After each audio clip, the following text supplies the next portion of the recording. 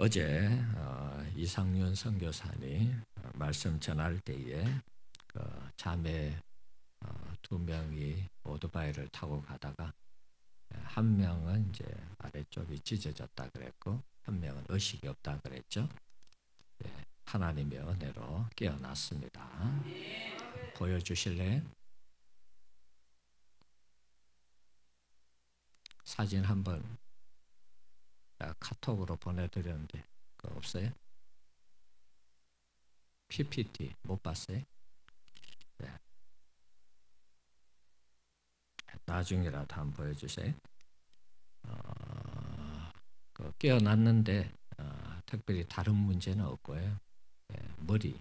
머리 부분에 좀 찢어져서 꿈에는 뭐 그거 말고는 다 정상적으로 이렇게 돌아왔다고 합니다. 우리가 특별 새벽 부흥회를 시작하면서 또 이렇게 좋은 소식으로 시작해서 감사합니다. 뭐 세상 사람들이 이런 것을 좋은 징조다 뭐 이렇게 얘기하는데 우리는 그런 건 아니고요. 어제 같이 기도를 했으니까 특별 새벽 부흥회를 하면서 또 좋은 일로 이렇게 시작하게 하셨으니까 우리도 하나님 앞에서 기도할 때 응답받고 또 살아계신 하나님을 경험하는 그런 귀한 시간이 될 줄 믿습니다. 자, 오늘 거짓 선지자에 대한 부분들을 소개하고 있습니다.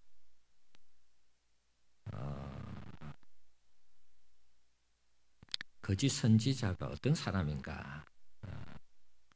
양의 옷을 입고 실상은 속이고 노력하는 일이라 이렇게 되어져 있습니다. 우리로 하면 이제 양의 탈을 쓴 일이죠. 이런 사람이 거짓 선지자다 이렇게 말씀하고 있습니다. 그러면서 하시는 말씀이 열매로 그들을 알리라 이렇게 말씀하십니다. 가시나무에서 포도를 은근퀴에서 무화과를 딸 수 있겠느냐? 그럴 수 없다는 것이죠. 거짓 선지자는 그 열매가 아주 나쁜 열매로 맺혀진다는 것입니다. 좋은 나무가 아름다운 열매를 맺고 못된 나무가 나쁜 열매를 맺듯 좋은 나무가 나쁜 열매를 맺을 수 없고 못된 나무가 아름다운 열매를 맺을 수 없다는 그런 논리를 예수님이 펴고 있습니다. 결론적으로 얘기를 하면 그들의 열매로 그들을 안다는 것이죠. 거짓 선지자는 절대로 좋은 열매를 맺을 수 없다는 것입니다. 나쁜 열매를 맺는다는 것이죠. 그런데 이제 문제는 21절 이하에 소개되는 내용들을 보면 21절 이하는 읽지 않았습니다. 여러분들이 성경을 보시면서 참조하면 되겠습니다. 21절에서 23절의 내용을 보면 거짓 선지자와 참 선지자를 구분하는 그런 내용이 소개되고 있습니다. 우리가 볼 때는 주의 이름으로 귀신을 쫓아내고 많은 권능을 행하는 자들의 이런 열매를 보면 이 사람들이 참 선지자가 아닌가 이런 생각이 들 수 있습니다. 그런데 예수님은 뭐라 그러죠? 저들을 향해서 불법을 행하는 자들이라 이렇게 말씀하고 계십니다. 그리고 책망을 하고 쫓아냅니다.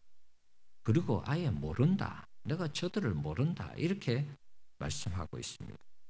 좀 헷갈리지 않습니까? 예수의 이름으로 귀신을 쫓아내고 많은 권능을 행하면 그 자체가 엄청난 열매인데 예수님은 그런 사람들을 가리켜서 모른다 하고 불법을 행하는 자들이라 하고 책망하고 내치는 이런 장면. 그럼 참 선지자는 어떤 사람인가? 21절 내용을 참조하면 하늘에 계신 아버지의 뜻대로 행하는 자가 참 선지자라는 것이죠. 그리고 아버지의 뜻대로 행하는 자는 어떤 자들입니까? 24절 말씀을 참고한다면 예수님이 선포하신 말씀을 듣고 행하는 자라는 것을 알 수가 있습니다. 정리를 한다면 참 선지자는 자기 마음대로 하는 종이 아니라 주님의 말씀을 듣고 순종하는 자가 참 선지자라는 것이죠. 당연한 말씀인데 하여튼 참 선지자와 거짓 선지자를 구분할 때 열매로 안다고 하시면서 그 나타나는 열매가 하나님의 역사 같은데 이렇게 생각하는 부분도 예수님은 오히려 불법을 행하는 자라 그러면서 책망을 하는 이런 내용. 그래서 조금 이 본문의 내용이 조금 아리송하기도 하고 헷갈리는 그런 부분이 없지 않아 있는 것입니다. 자, 우리 성도님들은 좋은 성도님이신가요? 나쁜 성도님이신가요? 자신이 없으시죠.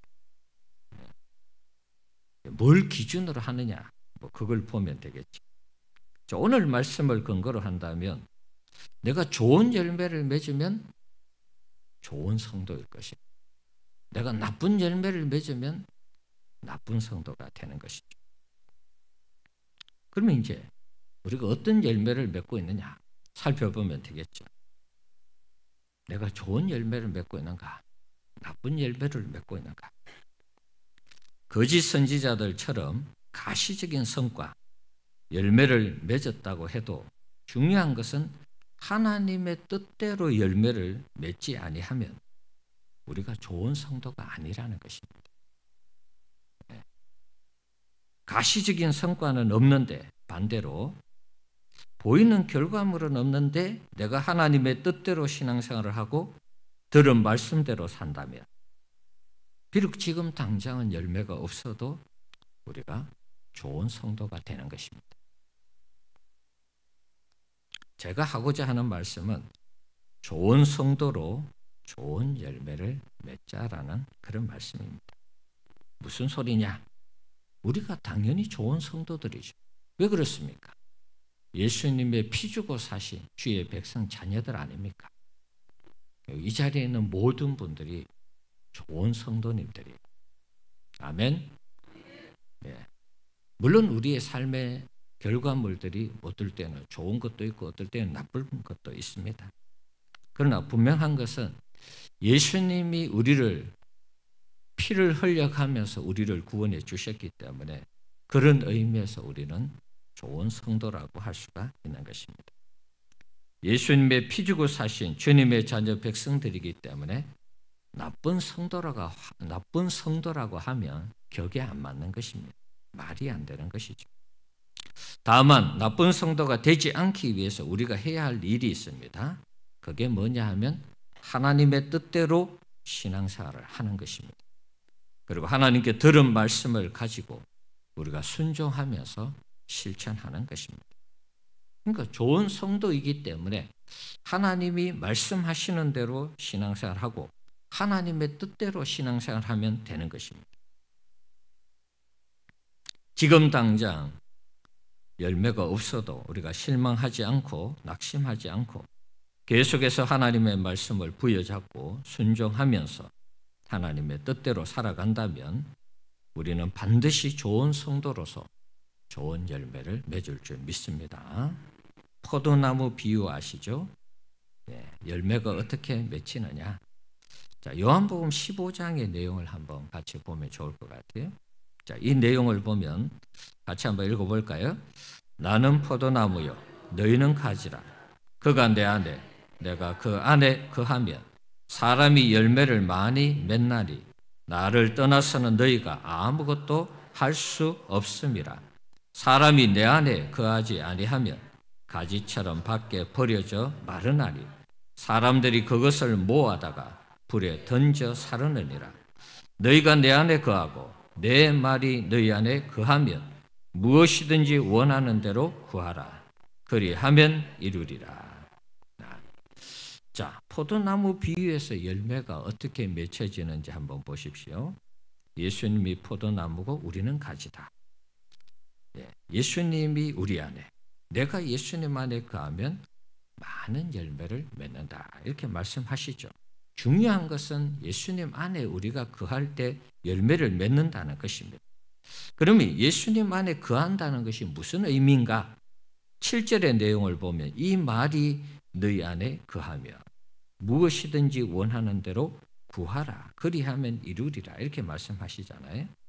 예수님 안에 거한다는 것은 예수님의 말씀이 내 안에 거하는 것인데 이게 무슨 말이냐 하면 우리가 예수님의 말씀대로 순종하는 것을 의미하는 것입니다. 예수님의 말씀대로 순종하면 우리가 기도하는 모든 것들이 이루어져서 많은 열매를 거둘 수 있다라는 그런 논리인 것입니다. 우리 사랑하는 성도 여러분, 우리는 이미 좋은 성도입니다. 예수님이 우리를 위해서 피 흘려 주셨기 때문에 의심의 여지가 없는 것입니다.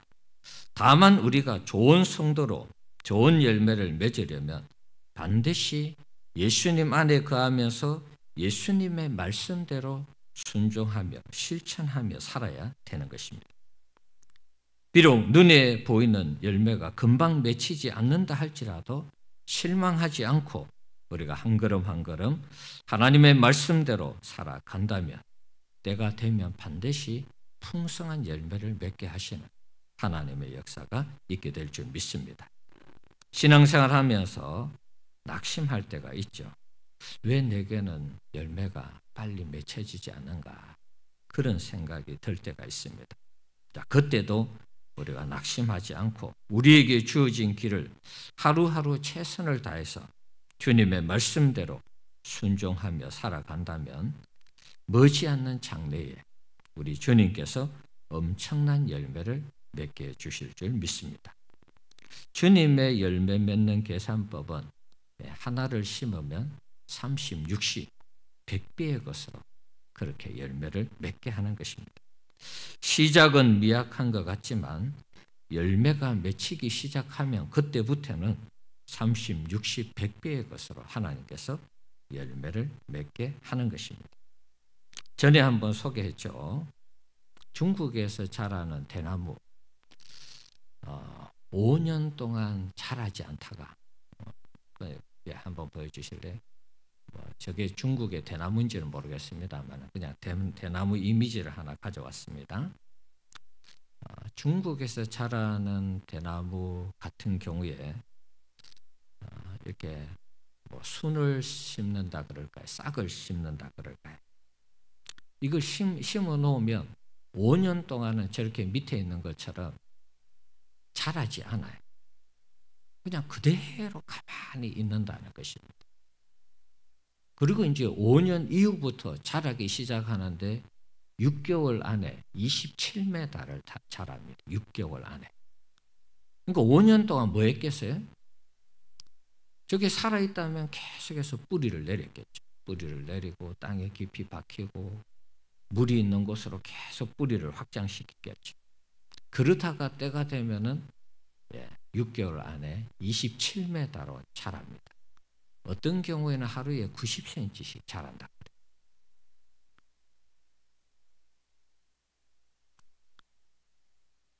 우리가 지금 특별 새벽 부흥회를 하고 있습니다만은 우리 성도님들 중에는 기도해도 아무런 변화가 없는데 언제까지 이 기도를 해야 되는가? 이렇게 혹 마음에 또 실망하고 또 낙심하는 우리 성도님들이 있을지도 모르겠어요. 기도해도 소망이 없고 기도해도 뭔가 달라지는 것이 없는데 뭔가 열매 맺히는 것이 없는데 그러면서 혹시 우리 성도님들 중에 또 낙심하고 있는 분들이 있지 않을까 그런 생각을 해봅니다. 그래서 마음이 자꾸 조급해지면서 불법을 저질러서라도 뭔가 열매를 맺기를 원하는 그런 마음을 가지고 있는 분들이 있지 않을까 또 그런 생각도 해봅니다. 그 열매가 아무리 화려하고 크고 화려해도 하나님이 원하지 않는 방법으로 열매를 맺으면 의미가 없는 것입니다. 다소 시간이 좀 걸리고 힘이 들어도 우리가 할 수 있는 최선을 다해서 하루하루 주님이 말씀하시는 대로 순종하면서 우리가 살아간다면 언젠가 때가 되면 우리 눈앞에 엄청난 열매가 맺히는 그런 기적의 역사가 나타나게 될 줄 믿습니다. 우리는 주님의 피 주고 사신 좋은 성도들입니다. 그래서 우리가 주님의 말씀에 순종하면서 살아가면 언젠가 우리가 부르짖는 모든 기도에 하나님이 응답하셔서 반드시 좋은 열매를 맺어서 하나님께 영광 돌리는 그런 날이 오게 될 줄 믿습니다.